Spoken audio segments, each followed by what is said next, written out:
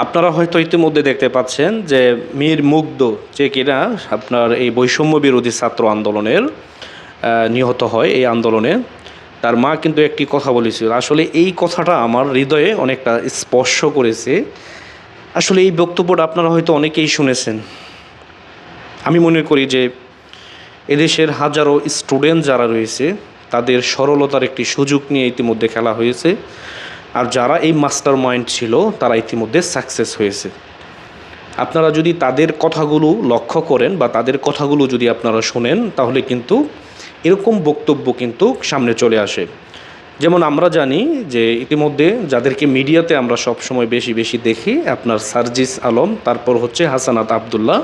আমরা ভাবতাম যে হয়তো মনে হয় তারাই আন্দোলনের মূল ছিল, কিন্তু দেখা যাচ্ছে কি যে একটা সময়ের পরে এরকম আন্দোলনের আপনার ক্রেডিট নেওয়ার জন্য দলের কোনো অভাব ইতিমধ্যে কিন্তু বাংলাদেশে হচ্ছে না।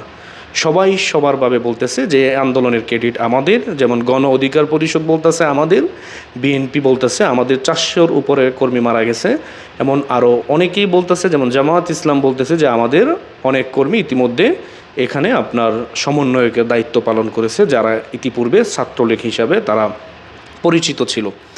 এখন প্রশ্ন হচ্ছে, আসলে এই আন্দোলনটা কার ছিল, কার প্ল্যান ছিল, কারা করেছে?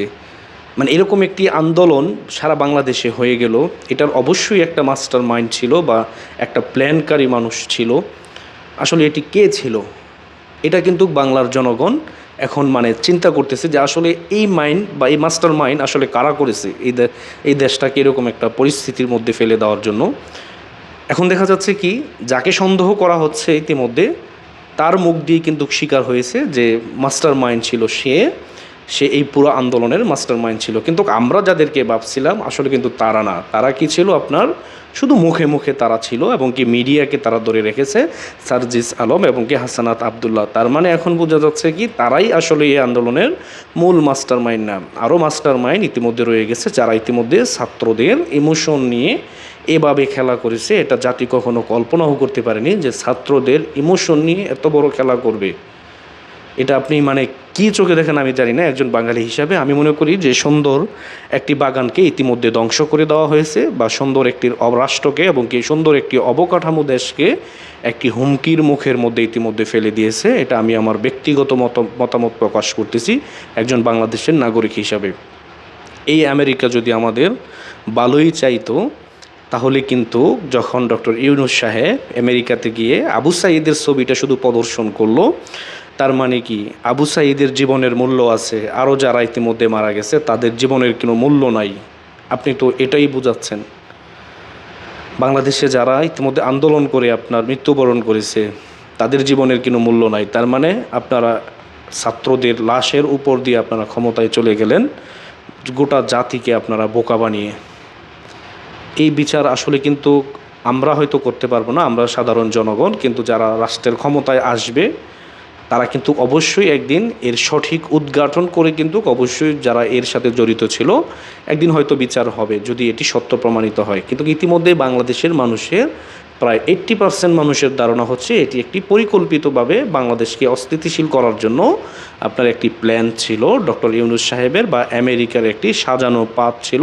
এই পাতের মধ্যে আপনার গোটা বাংলাদেশের যে আবেগপ্রবণ যে মানুষগুলো রয়েছে যারা ইতিমধ্যে আন্দোলনে অংশগ্রহণ করেছে তারা এই খপ্পরের মধ্যে পড়ে গেছে।